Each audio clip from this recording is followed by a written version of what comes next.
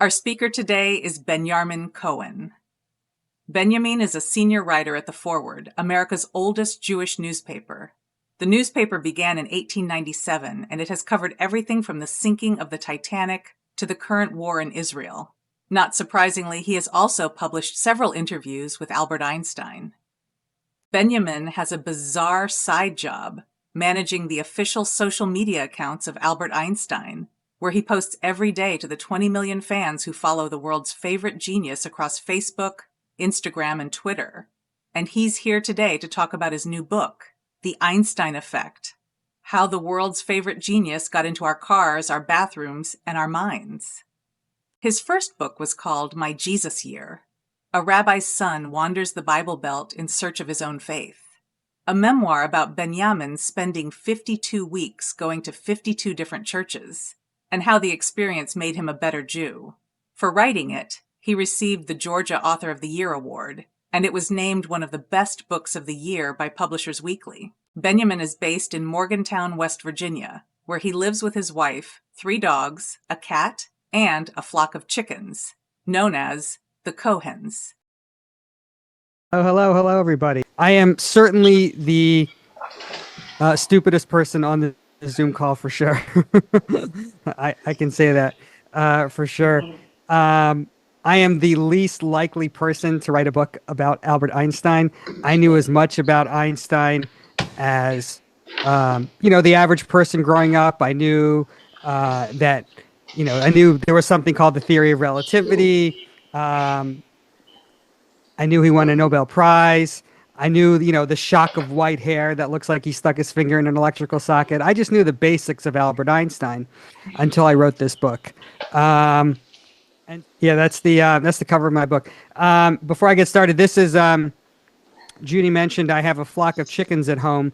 This chicken we have. Can you guess the name of this chicken that we have?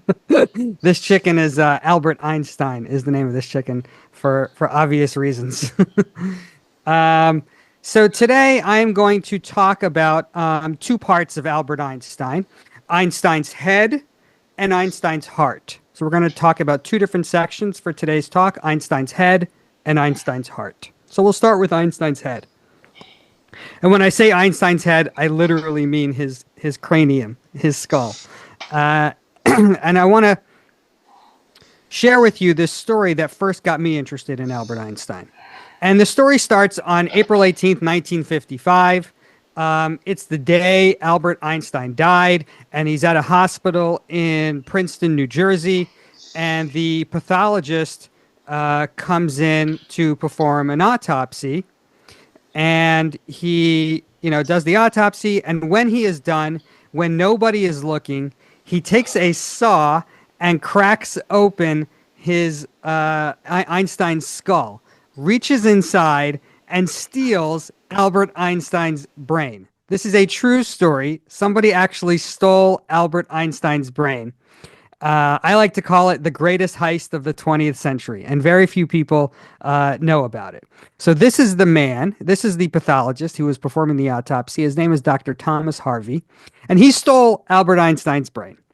And now the reason he stole the brain, he wasn't just some crazy guy who wanted to steal a famous person's brain.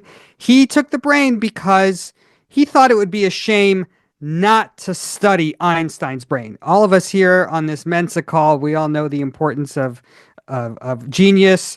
And this pathologist wanted to know what makes someone a genius. And could I study Albert Einstein's actual brain, the brain matter, and see if I could determine what made his brain so special. And so that's why he took the brain. And so he took the brain and he put it in a jar, a mason jar. And then he did not tell anybody he took Einstein's brain. He went outside and gave a press conference. Here's a picture of him in the front steps of the hospital giving a press conference, telling reporters about Dr. Einstein's death. And he did not tell anybody at the time that he took the brain. So he takes Albert Einstein's brain in a jar and he brings it home with him to his home in Princeton. And he puts it on the mantle in the living room above the fireplace. And that's where it stays for a while until one day, eventually, his wife says, "Honey, could you move Albert Einstein's brain? It's kind of grossing out the children." And so, being a good husband, he takes the brain and he brings it downstairs to the basement and puts it in a beer cooler. And this is where it lives for decades. Albert Einstein's brain is lost to history in a beer cooler in this guy's basement. And so, as I said, he wanted to study Einstein's brain. The problem is he is not a brain researcher. He is a pathologist who knows how to perform autopsies.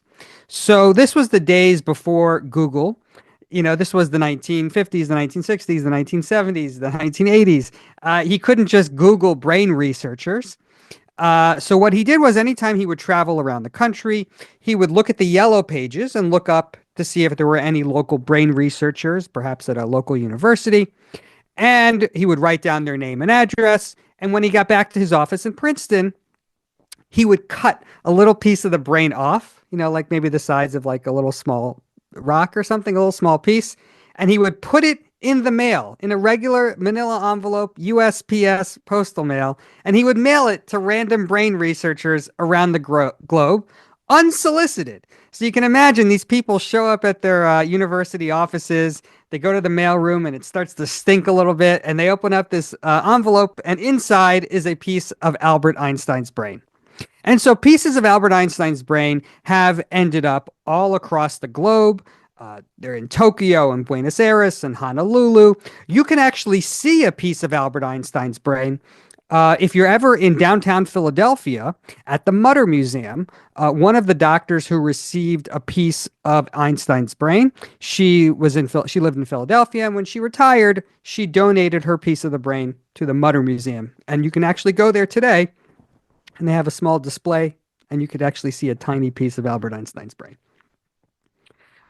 This doctor he once sent a few pieces in a mayonnaise jar to a professor in Alabama, and the jar got lost in the mail.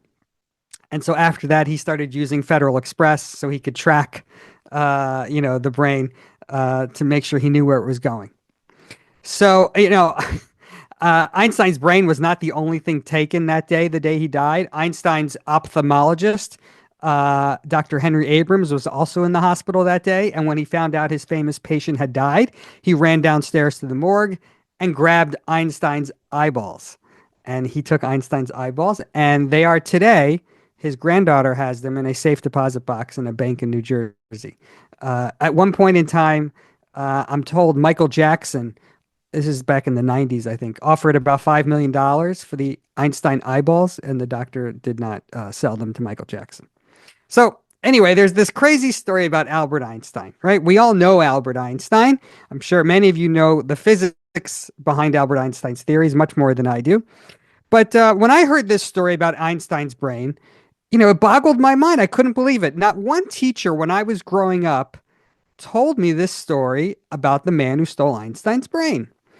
And so I thought to myself, there must be so much more about Einstein that I don't know. Yes, there's certainly physics about Einstein that I don't know and that I'll probably never understand. But I'm sure there's other parts. Albert Einstein is such an iconic figure. There's probably so many more interesting stories about Einstein's life and Einstein the man that I decided I wanted to find out and write a book about it, about all the interesting things about Albert Einstein for the mainstream average Joe like me. And so, as Judy said at the beginning, I'm a journalist. I work at The Forward, which is America's oldest Jewish newspaper. It's been around since 1897. And The Forward actually interviewed Albert Einstein many times in the early 1900s.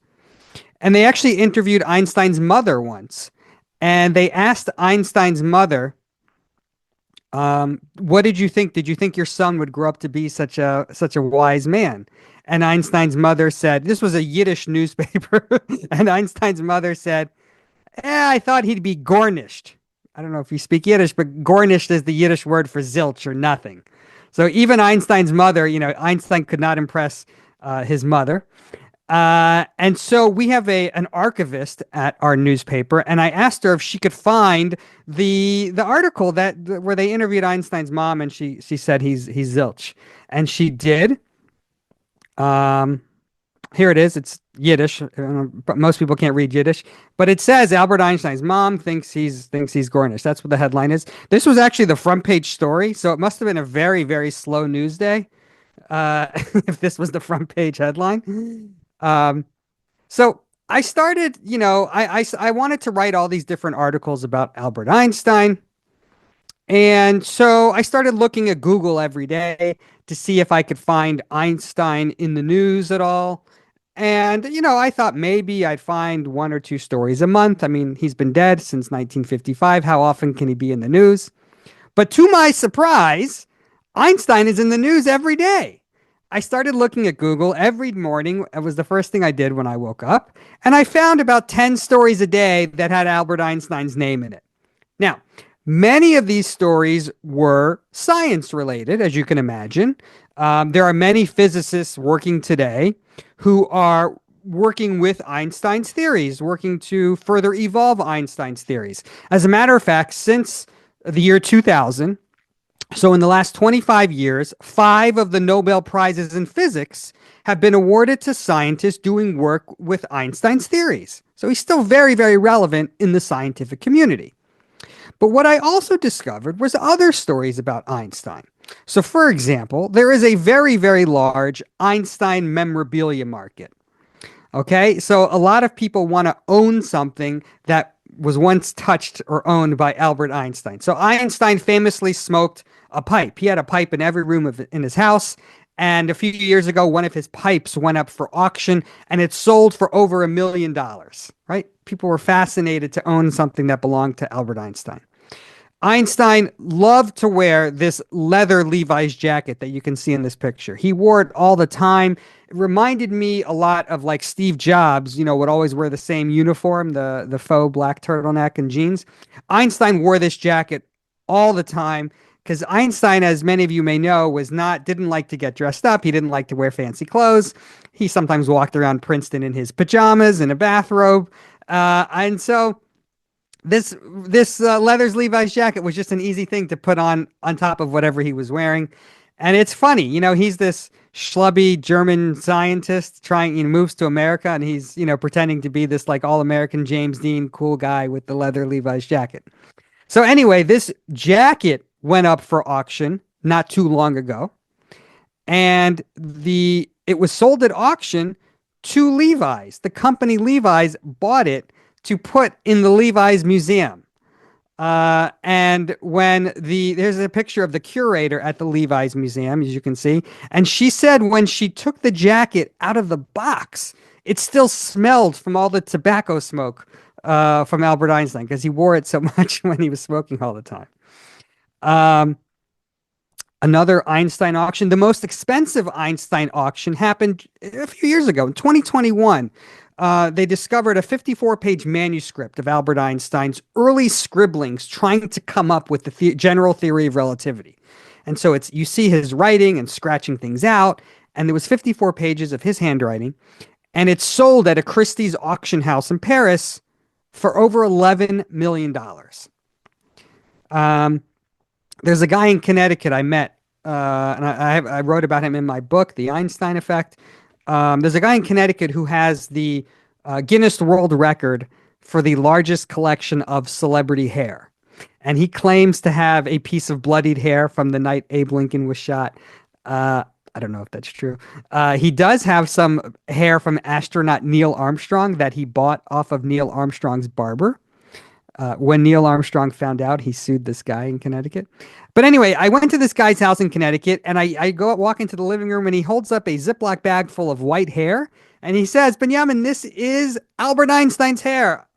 I don't know how he proved that he could prove it was Einstein's hair, but it just goes to show you that, obviously people in the physics community and in the scientific community are fascinated with Einstein. But what I started to learn was that Einstein was, an obsession for so many people, even outside of the scientific community. So I started writing all of these quirky articles about Albert Einstein and started posting them online. And then one day I get a phone call from the Albert Einstein Archives. Now, the Albert Einstein Archives is at Hebrew University in Jerusalem. And I'll explain later why it's at Hebrew University in Jerusalem and not at Princeton or not in Princeton. Um, and they called me up and I was a little worried. You know, here they are calling me up. They represent the Einstein legacy. And I thought they were going to be mad at me for writing all of these silly articles about Albert Einstein. But instead, they asked me, they had a crazy proposition for me. And so let me explain. So when social media first came around, what's it been, 15, 20 years now, when Facebook, Instagram, and Twitter first launched? Yeah, I guess it's been about 20 years. They reserved accounts, they reserved pages for dead celebrities. What do I mean? For example, they did not want some Joe Schmo in his basement to run the official Elvis Presley page on Facebook, right? So Facebook.com/Elvis Presley, they saved that page for the Elvis Presley estate. They gave it to the people at Graceland. And so the people at Graceland can use the Elvis Presley account for whatever purposes they want. They can sell tickets to Graceland. They can sell Elvis t-shirts. They can do whatever they want. And so all of the social media companies, mainly Facebook, Twitter, and Instagram, when all those launched, they reserved pages for dead celebrities. And they gave those pages to the estates of those dead celebrities. Okay. So the Albert Einstein estate calls me up. This is the year 2017. And they say, listen, we are very busy doing academic research with historians, with scientists. We have 80,000 documents of Einstein's. We're very busy doing real work here. We don't have time to post to Einstein's social media pages. You seem to know a lot of weird, funny things about Einstein. Would you like to be Einstein and post on his pages? So I said, yeah, that sounds like a fun side job. And so since 2017, I'm Albert Einstein. So if you follow Albert Einstein on social media, I'm the guy that's posting those things. So I should say Albert Einstein is the most popular dead celebrity on social media. He has more than 20 million fans. To put it in perspective, Albert Einstein has more Facebook fans than Tom Hanks, right? Than most living celebrities. He has more fans. And Albert Einstein is also the most active dead celebrity on social media. John Wayne is on Twitter, but he really doesn't have much to say. Marilyn Monroe occasionally will post some fashion advice, but also she's not so active. As Albert Einstein, I post 5, 6, 7 times a day. That's how much content I'm posting to his accounts. And so obviously I'm posting some of the stuff we've talked about, scientific articles where Einstein is relevant, some of my articles about weird, fun facts about Albert Einstein. But there are some regular features that I post. So for example, the Einstein Archives gave me hundreds of Einstein photographs, many of which have never been seen before. Here's one on the screen. This is a picture of Albert Einstein standing next to his wife on one side, and I think that's President Harding on the other side. They're at the White House. So I do something on Thursday called Throwback Thursday, where I post an old Einstein photograph. So that's a recent one. Here's another recent one. This is Einstein. I love that white suit. This is Einstein standing. Can you recognize that? That's standing on top of Rockefeller Center in Manhattan, in Midtown Manhattan. So that's something I do on Thursdays. I post an old photograph for Throwback Thursday. Einstein, as we know, is very famous for his quotations, many of which are like very inspirational quotations. And so every Wednesday, I do something called Wednesday Wisdom, where I post an inspirational Einstein quotation. So that's pretty popular. And then, we have 20 million fans, and often these fans will send me artwork that they made of Albert Einstein, drawings, paintings. And so every Friday I do something called Fan Art Friday, where I share one of the pictures from his 20 million fans. So here's a recent one. You can see these are very, pretty impressive. There's another one. I have a suspicion this one was made with AI. Um, but so that's something we do every Friday, Fan Art Friday. It's funny. I get emails from, teenagers in India emailing me asking for help with their science homework. And little do they know some, guy in West Virginia is pretending to be, a Nobel Prize winner. So it is hands down the most bizarre gig I've ever had. Uh, Funny side thing, I'll tell you, you guys are the first to hear this. Uh, I've been doing Einstein now for 8 years on social media. I have since recently been hired to manage other dead celebrity accounts. So I've actually recently started running the accounts for Robert Oppenheimer, another physicist. Maya Angelou, I recently started, and astronaut Neil Armstrong. So it is a pretty bizarre gig. Um, so the question is, why? The question is, why is Albert Einstein so famous? Why does Albert Einstein have 20 million fans, right? Shakespeare doesn't have 20 million fans. Why does Einstein have so many fans today in 2025? Um, you know, there's probably whole books written about Einstein's fame. I'll just spend a couple minutes explaining why I think he was so famous. First of all, he was in many ways the first modern day celebrity. He came about at a moment in time when almost all of modern media was in place. Newspapers, magazines, photographs, radio, even television was around in Einstein's era. And he was, one of the most famous people on the planet, especially after he won the Nobel Prize.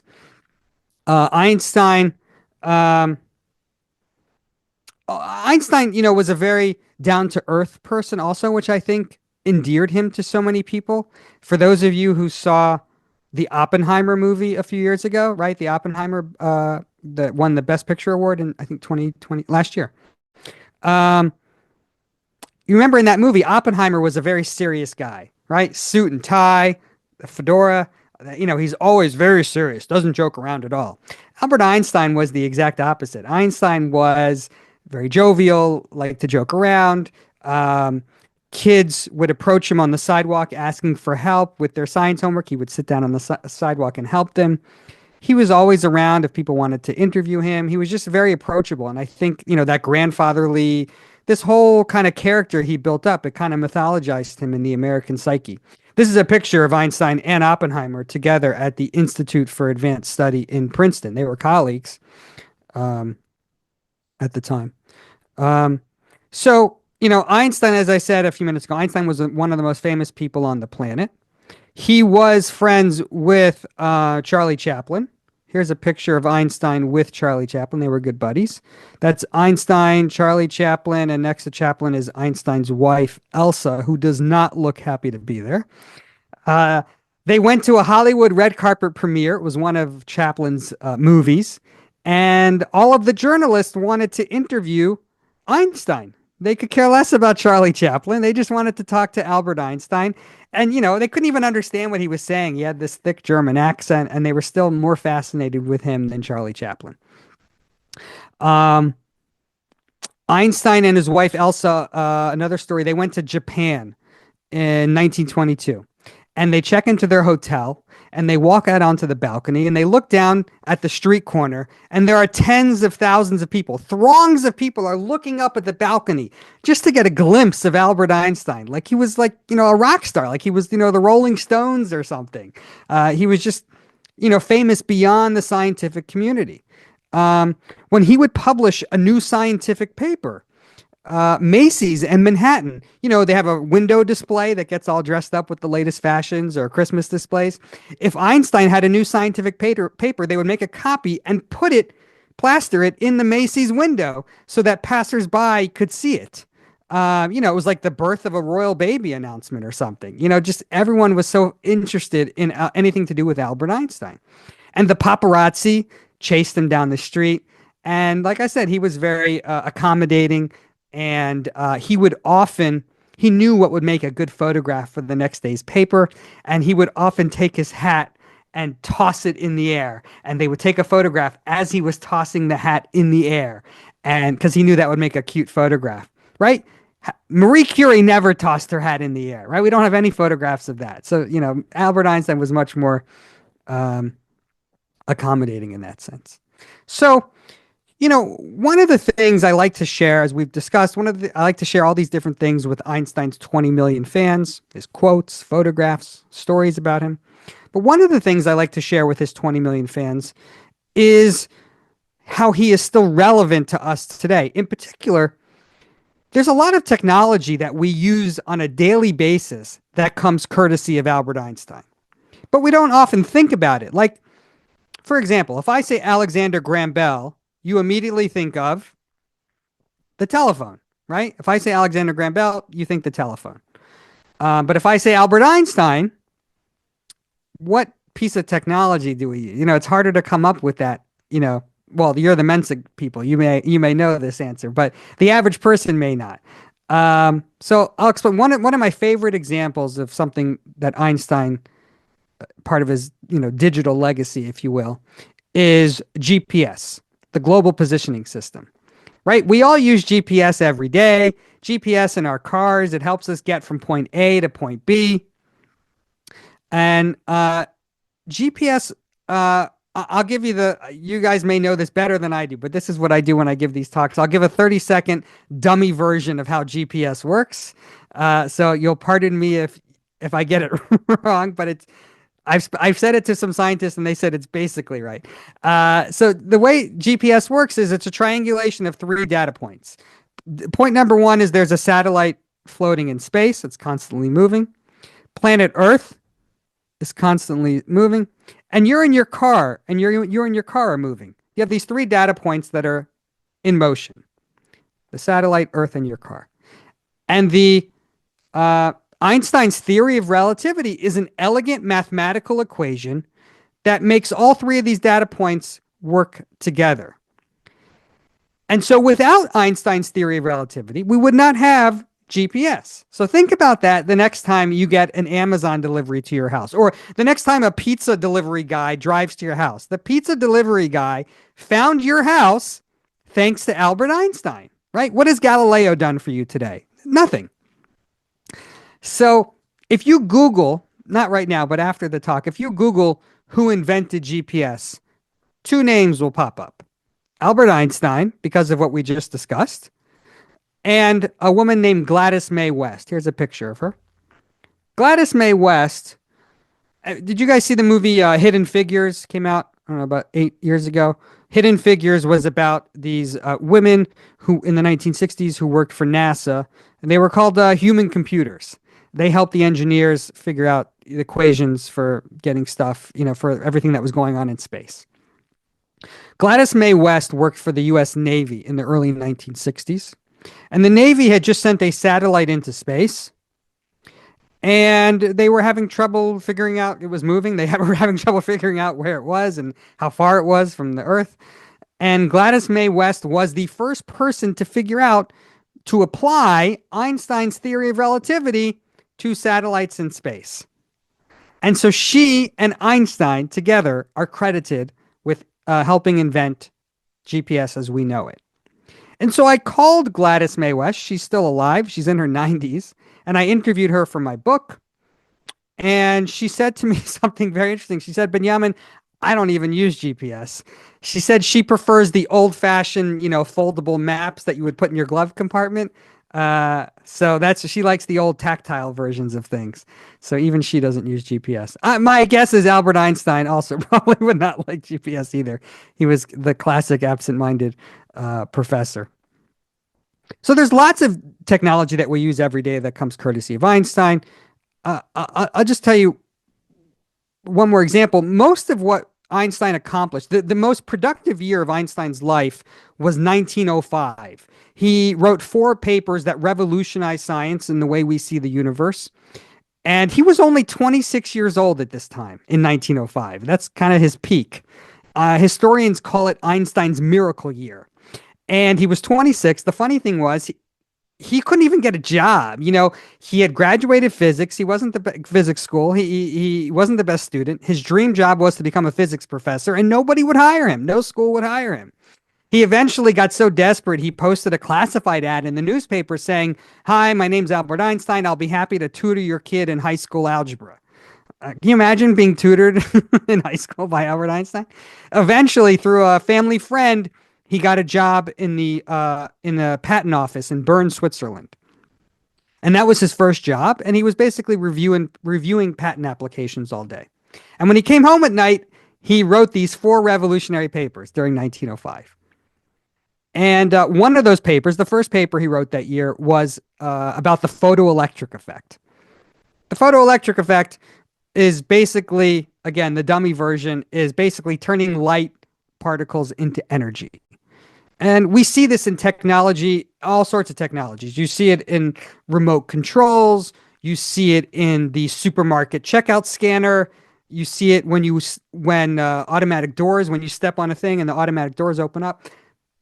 The photoelectric effect is behind so much of the technology we use every day. And it is, people associate Albert Einstein with the theory of relativity, with E equals mc squared.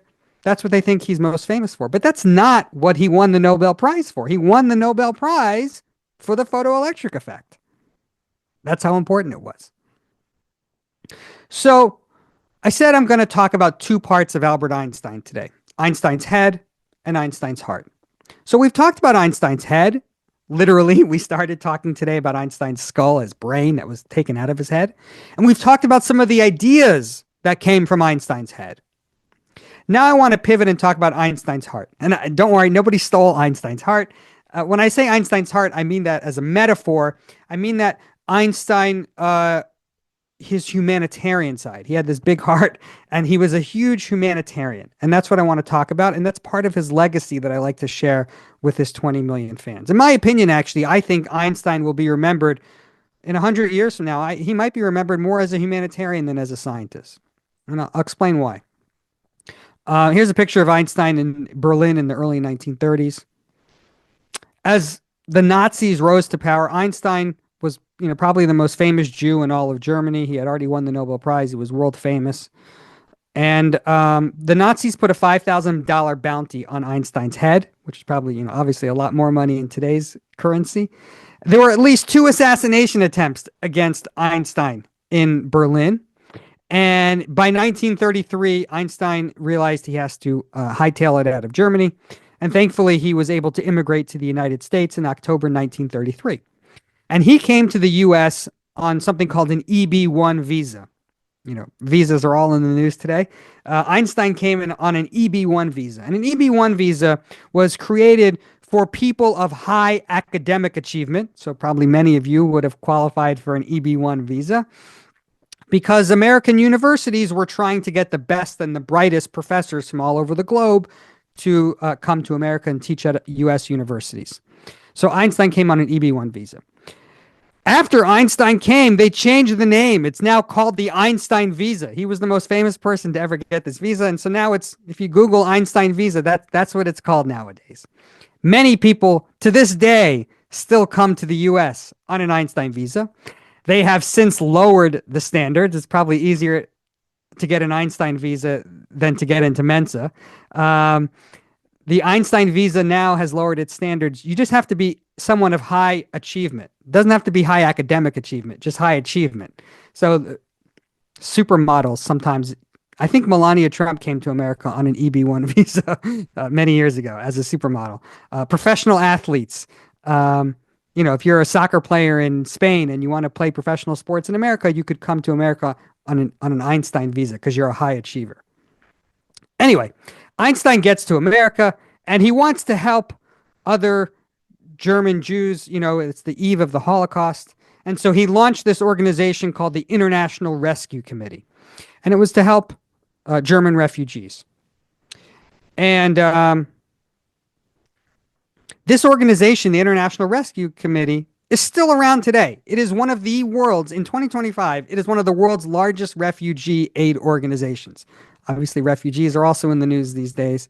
Einstein's group is one of the most active groups helping refugees all over the globe. If you remember, I write about this in the book in February 2022, when Russia invaded Ukraine. And we read all those headlines. Hundreds of thousands of Ukrainians were fleeing Ukraine, crossing the border into other neighboring countries. Um, Einstein's group, the International Rescue Committee, was one of the groups helping people escape Ukraine. And I interviewed this Ukrainian woman. Her name is Hannah, and she was rescued by Einstein's group. And she said to me, she said, I would not be alive today if it wasn't for Albert Einstein. I mean, can you believe? Look at this guy's lasting legacy. He's been dead for nearly 70 years. And still, his fingerprints are helping, his lasting fingerprints, his legacy is helping people today. That's why I think, his humanitarian work is so important. She called Einstein an instrument of God, is how Hannah referred to him.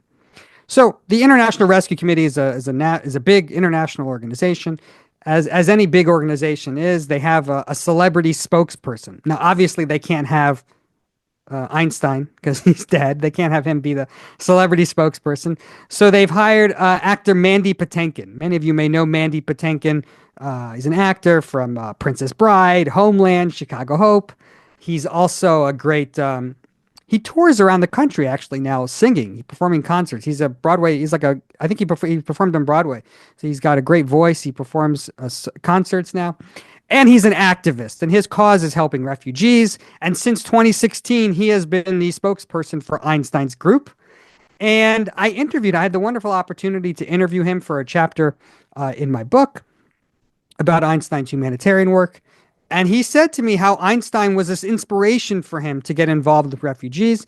And Mandy, he walks the walk. He has traveled the world with Einstein's group to Africa, to Syria, to all around the world helping refugees.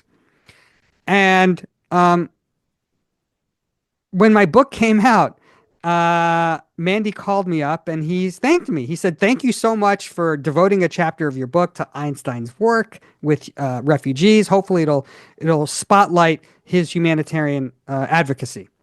And Mandy said, "Listen, I want to help you promote your book." And so Mandy and I did an event together where we talked. Here's a picture of me and Mandy on stage. He's holding a half a dozen eggs that I brought him from my chickens. We did an event. This is in Manhattan. We did an event in a big theater talking about Einstein's humanitarian work, and it was kind of like a pinch me moment. I couldn't believe I was sitting on stage with Mandy Patinkin. I did not deserve to be there. I felt like a kid who had won like a Make-A-Wish Foundation prize. And my family was in the audience. I come from a rabbinic family. My dad's a rabbi. All of my brothers are rabbis. My sister's married rabbis. I'm the only one that didn't go into the family business. I guess you can call me the black sheep of the family, but they're all wearing black hats, so maybe I'm the white sheep of the family. It's kind of what my first book was about, if you're interested, called My Jesus Year. But anyway, so I should not have let Mandy be alone. I introduced him backstage to two of my rabbinic brothers. And I went away for 5 minutes. I came back. One of my rabbinic brothers was asking Mandy to join his congregation. And the other brother who works for a nonprofit, was asking Mandy for a donation. So I was like, guys, please stop embarrassing me. But helping refugees, getting back to Einstein, helping refugees was not the only cause that he was involved in. He was very involved in the civil rights movement. Einstein had just left. He fled Germany, where he saw what happened when you have nativism and nationalism, and what happens when you belittle a minority. And he couldn't believe, when he got to America, he couldn't believe the racism that was happening in America.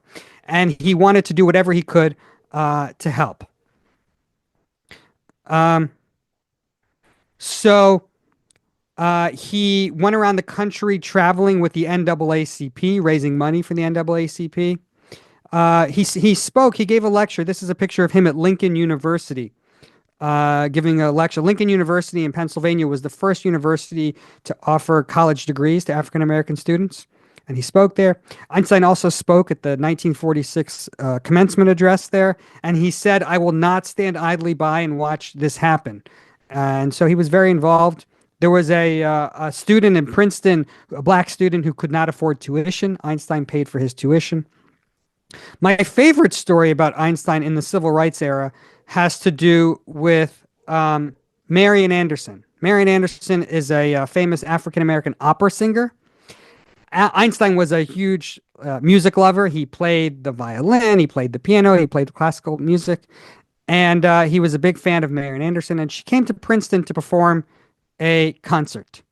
And he went to the concert and he went backstage, introduced himself, and here's a picture of the two of them. That's Marian Anderson in the middle in the white dress. And they were talking and they were having a good time talking. And Marian Anderson says, "Come walk with me. I'm walking back to my hotel." And in Princeton, I don't know if you've been to Princeton, but she was staying at the NASA Inn, which is the main hotel on the main street in Princeton. It's still there today. And she goes to check in, and they say, "Sorry, ma'am, you cannot stay here. It's a whites only hotel." And Einstein is standing next to her, and Einstein's like, "Come on, she's a friend of mine." Einstein was like, obviously the city's most famous resident, and they were like, "Sorry, Dr. Einstein, that's our policy, whites only." And so Einstein invited her to stay at his house, and they walked. It's about a half mile from the NASA Inn to Einstein's house on Mercer Street. Funnily enough, Einstein, the guy who invented GPS, never got his driver's license, was horrible with directions. There's stories of him. He used to love to go sailing in the lake, and he would often get lost, and kids would have to tug his boat back to shore. So anyway, needless to say, he and Marian Anderson walked back to his house, and she stayed there, and they became lifelong friends after that night.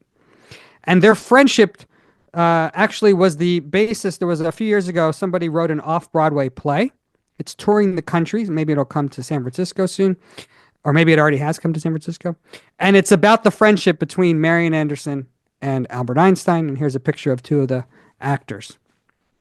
Another humanitarian cause that Einstein was very much involved in was stopping war. Einstein called himself a militant pacifist. He never served in the army when he was a young German or when he was in Switzerland. He never became a soldier. And he always spoke out vociferously against war. And shortly before Einstein died, he got together with his friend, a British philosopher, Bertrand Russell. And together they authored the Russell-Einstein Manifesto.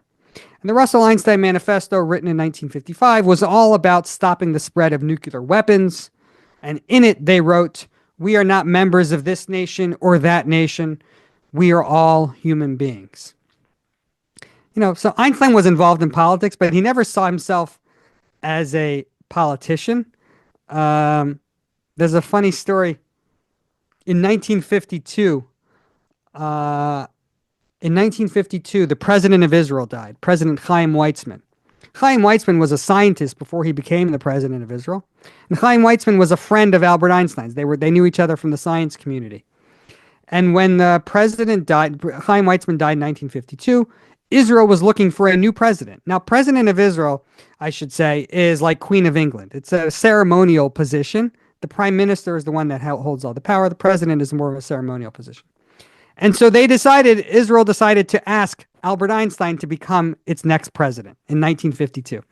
And so they knock on his door in Princeton, and they sent the Israeli ambassador to the U.S. to Einstein's house in Princeton, knocks on the door, says, "Dr. Einstein, we have some great news. We'd like you to be the president of Israel." And he said, as we all know from history, he said no. Einstein did not become the president of Israel. He says, "Listen, I'm not a politician. I don't like to go to black tie affairs. I don't like to get dressed up and go to fancy events. There's a great story. Einstein and his wife were once having some friends for dinner, and Einstein's wife said to him, 'Albert, get dressed. We're having friends for dinner.' And he said, 'Listen, if my friends want to come and see me, they'll see me. If they want to see my clothes, I'll show them where the closet is.'" So Einstein politely declined the presidency to Israel. But he did leave his estate to the Hebrew University in Jerusalem. Einstein had an affinity for, Einstein was alive in the aftermath of the Holocaust, and he saw what happened, and he thought the land of Israel was very important to the Jewish people, and so he was very involved in the founding of the state of Israel. And he traveled to Israel in 1923. And when he was there, he helped establish Hebrew University, which is in Jerusalem. It's about to celebrate, I think, its 100th anniversary. And Einstein was one of the co-founders. If you go there today and you walk into the lobby, there's a picture of Einstein, and he was the first president of the school as well. And when he died, he bequeathed all of his papers to Hebrew University. And so that's where there's about 85,000 documents there. A lot of it is Einstein's writings. They have the original theory of relativity there. They have his Nobel Prize there. A lot of it is fan mail. Einstein, as I mentioned earlier, was so popular. He just got a lot of fan mail from just regular folks. There's a letter there I saw a plumber in Manhattan wrote Einstein a letter and said, Dr. Einstein, if physics doesn't work out, we'd love for you to join our plumbing company in Manhattan. So they have all of this incoming mail, but Einstein's secretary, anytime she'd type an outgoing letter, she would type it on carbon copy paper. So they have all of this beautiful correspondence, these pen pal relationships that Einstein created of the incoming and outgoing mail. Before I wrap up and I'll open it up to questions, a couple quick more things here. In 1999-2000, when Time magazine was trying to pick a person of the century, they could have picked many people. They had a lot to choose from: Gandhi, MLK, JFK, the Beatles, Princess Diana. They chose Albert Einstein as the person of the century. And he was a great scientist, but I think also because of what we've been discussing, he was this great humanitarian as well. So before I close, you're probably wondering what happened to the brain. I opened today's conversation about the guy who stole Einstein's brain. Over the years, he, as I said, he cut off lots of pieces. So I'll just wrap up with that story. By the way, this is a picture. Speaking of Einstein doesn't like to get dressed up, this is a picture of Einstein on the beach wearing his wife's sandals. He hated wearing socks and he loved his wife's sandals. So anyway, fast forward to 1997. This is the pathologist. He's in his 80s. He had cut up Einstein's brain so many times it was now in 3 different jars. There's a picture of it. And he's getting old, and he decides he's going to return Einstein's brain to Einstein's granddaughter, Evelyn, who lived in Berkeley, California, where you guys are, near where you are.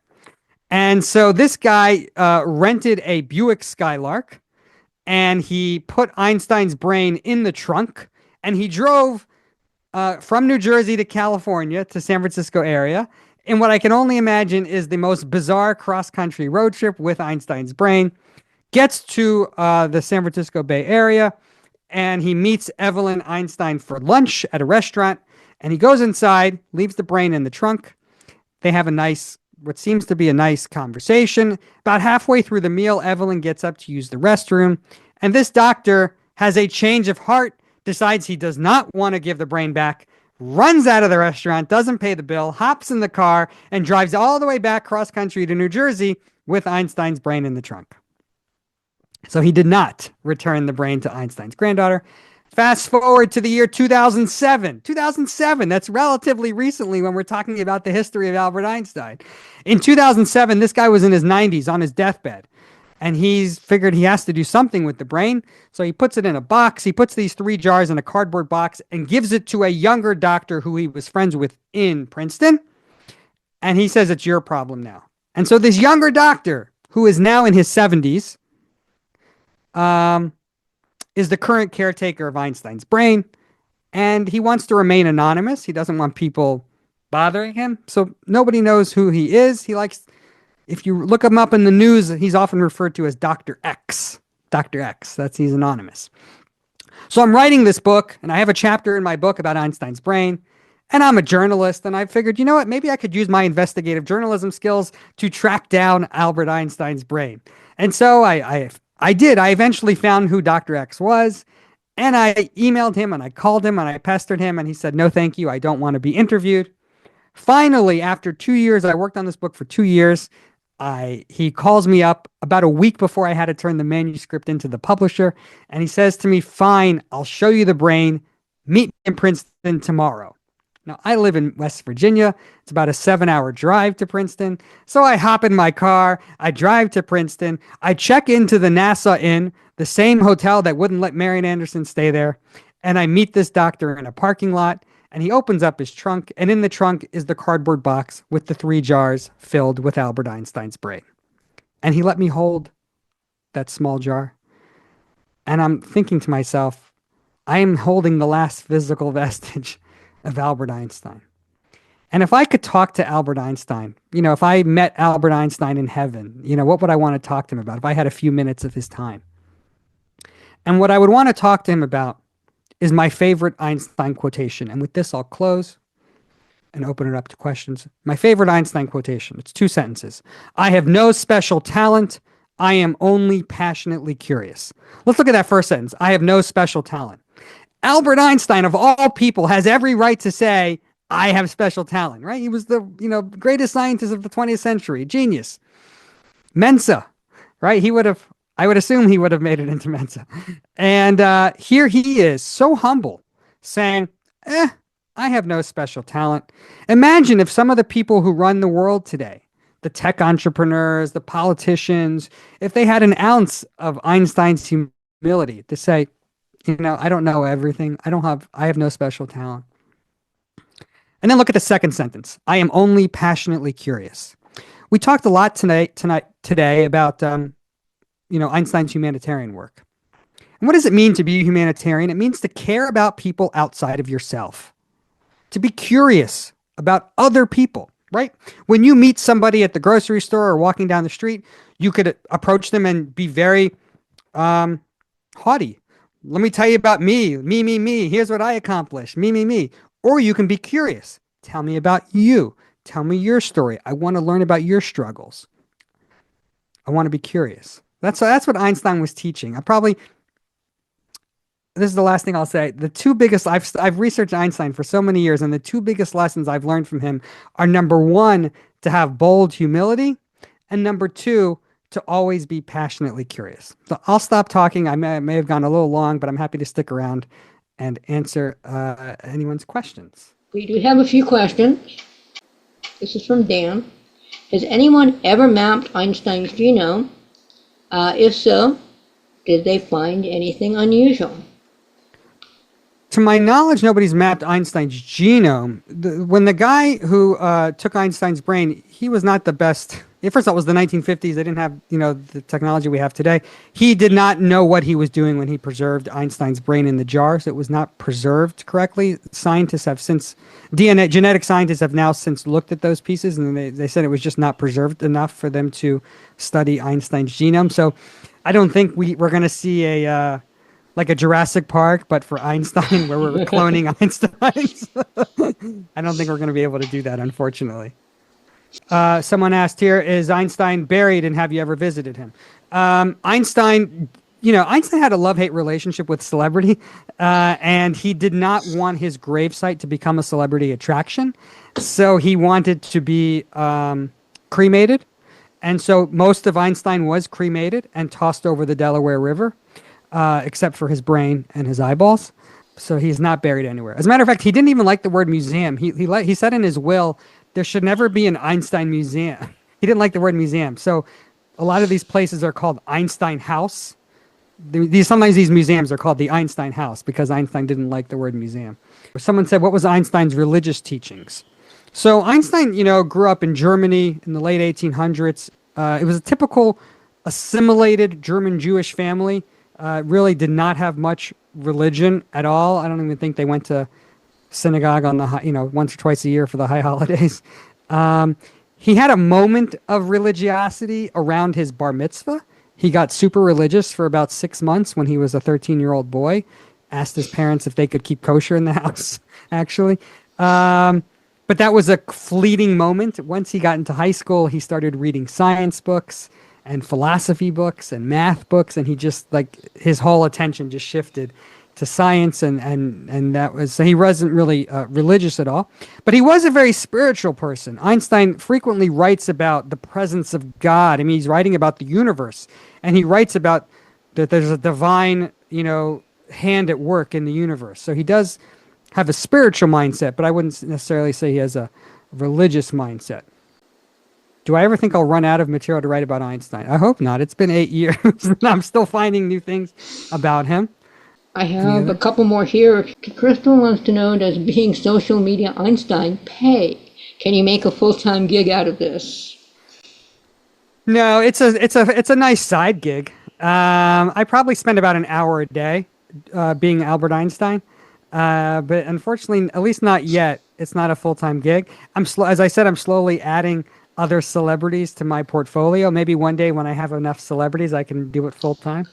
But I'm a working journalist, which is something I'm happy to be able to do in these times. Yeah. But it helped me write the book, and so that's, I learned so much about. I mean, that's how the book came together. Is I've spent 8 years being Albert Einstein online and finding interesting stories about Einstein, and that's kind of the basis for the book. Betty asks, what is the name of the play about Einstein and the opera singer? I think it's called "Oh What a Night," or hold on a second, I can look it up right now. Some of these you've already answered. It's called "My Lord, What a Night." It's called "My Lord, What a Night," and it's about the night they met and their friendship. Everybody. What is the latest information on the mysterious daughter that he fathered with his first wife, but disappeared from his life? Yeah. So Einstein was married twice. His first wife, he had 3 kids with his first wife, a daughter, and then 2 sons. I don't think he ever met the daughter. He was away when the daughter was born, and within a few months, she was sent to I don't know if it was an orphanage or a hospital. There's discrepancies in history what exactly happened to her. By most historical accounts, she died as an infant. There are some historians, there's a few books I think in the 90s that tried to find her. Most historians believe that she died in infancy. There are a couple historians that think maybe she survived. But he had 2 sons from his first wife, and his 2 sons survived. One of his sons died in an insane asylum, and then one of his sons became an engineer, got married, had kids, and so there's a line of Einsteins from that. And then Einstein got married a second time. He had a very bitter divorce from his first wife, and he got married again a second time to his first cousin, Elsa Einstein. She was named Einstein before she married him, and they didn't have kids, but she brought a stepdaughter into the relationship. She brought a daughter from her first marriage, and so that was Einstein's stepdaughter, and that daughter got married and had kids as well, and so there's a lot of grandchildren from that lineage. Yeah. The Evelyn Einstein, the granddaughter in Berkeley, California, who almost got the brain, was a step-granddaughter. Since you got onto the granddaughter, did the pathologist get into criminal or ethical trouble with his license to practice medicine? I assume the one who stole his brain. Great question. Why didn't his relatives sue to get his brain when he ran away from his granddaughter? Yeah, great question. So, as I said, he stole the brain and didn't tell anybody about it. He didn't tell anybody about it that day. A few weeks after Einstein's death, he gave an interview to the New York Times in which he told the New York Times he stole the brain. So it became public knowledge at that point in time. Einstein had already been cremated and whatever. And when Einstein's family read that article in the New York Times, they contacted this guy furious. And they said, "What are you doing? We want the brain back." And this pathologist and the executor of Einstein's estate, wrote letters back and forth. And these letters are at the Einstein archives today. And basically, the pathologist in these letters convinces them, he says, "Listen, I already took the brain." What is it? You ask for forgiveness later. So he had already taken the brain. Sorry. He said, "Yeah, I've already done it. Let me do the research." And he ultimately, begrudgingly convinced the Einstein family to let him keep the brain to do research. They gave him 2 conditions. Condition number 1, the research has to be done soon, like within the next year. And condition number 2 was that it has to be published in a peer-reviewed scientific journal. As we know, none of those conditions were met because he was not the best researcher. And he was in way over his head. And there are many letters at the archives in the 1970s, in the 1980s, of the Einstein estate and this pathologist saying, "New, what's going on? Do you have any updates to tell us?" But they're not able to sue him now because they begrudgingly gave him permission after the fact to do research on it. And now he's dead. And now Dr. X has it. Nobody knows who Dr. X is. The Smithsonian has tracked down Dr. X and has asked Dr. X to donate the brain for the Smithsonian Museum. And Dr. X has refused because he thinks he doesn't trust the Smithsonian. If you saw, I don't know, he said, if you saw Indiana Jones, the first Indiana Jones in the Lost Ark, I think, and the last scene is they bring the Ark to the Smithsonian and they zoom out and you're just in this large warehouse full of crates. He's afraid if he donates the brain, it's just going to end up in the Smithsonian basement somewhere, so he doesn't want to donate it. But he's getting old, Dr. X. He's in his 70s, so I don't know what's going to happen to it. Joan says she understands he was a bad father, that he was a player with women, and fairly cruel with his first wife. Is all that true? Yeah, I just yeah. But then there's someone asked the Caltech question, which I want to answer it as well. But yeah, I'll answer your question. Einstein was a bad husband, not a great husband. First of all, times were different. 100 years ago, he had affairs. He cheated on his first wife. He was not the best father to his two sons. He was, at the peak of his career, he was traveling a lot, giving lectures. He had a very contentious, bitter divorce from his first wife. His first wife was a fellow physics student. He met her in school, and that's actually how they started a romantic relationship. Was he was not a good note taker, she was, and he used to go over to her apartment and study with her notes, and that's how they started their relationship. And when he was working on his theories, he often would dictate them to her, and she would write them down. And so there are some people who believe she deserves more credit for his work. And in the divorce, she said, "If you ever win the Nobel Prize, I want the Nobel Prize money." And when he did ultimately win the Nobel Prize, he did give her the Nobel Prize money.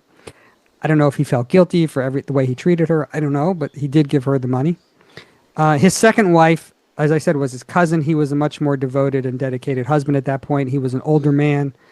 He was not skirt chasing as much as he was when he was a younger professor. So I think he was a better second husband than he was a first husband. Somebody I hear talked about, Einstein did spend time at Caltech. He spent, I think, a few different semesters teaching there. I have a great story about Einstein and his absent-mindedness. I think it was at Caltech. He was giving a lecture, and there was an earthquake.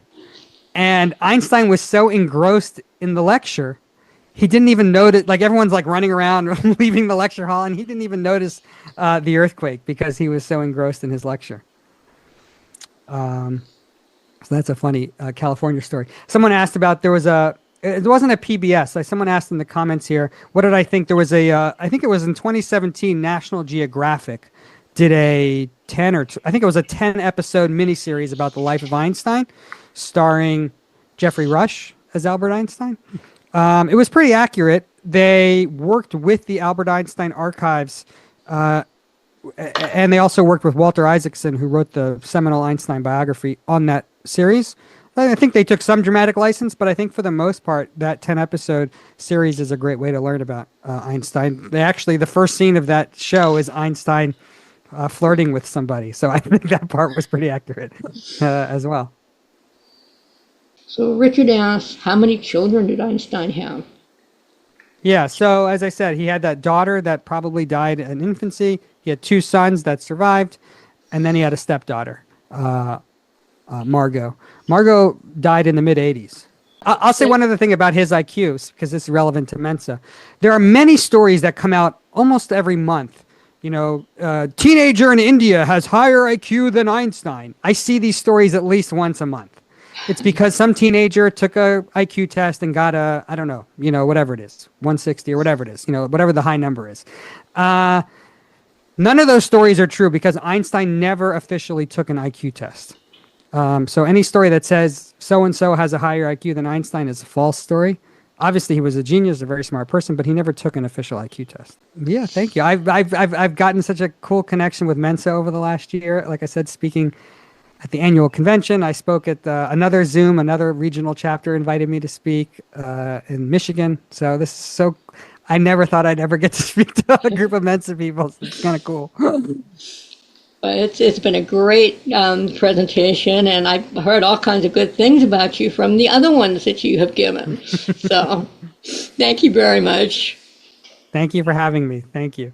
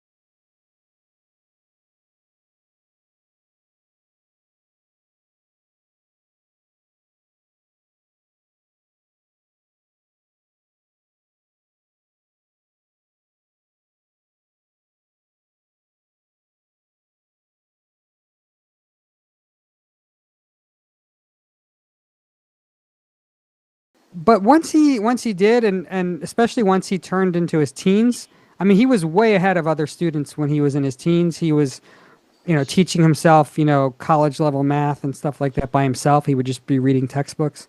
So, he may have gotten a late start, but he was very smart. He did not like authority. So he was not a great student. I'm going to put, he was not a great student as far as, testing and listening to teachers. He didn't think any of that was necessary. So a lot of teachers, especially in college, teachers did not like him at all. He just wasn't a good student. But he was very smart.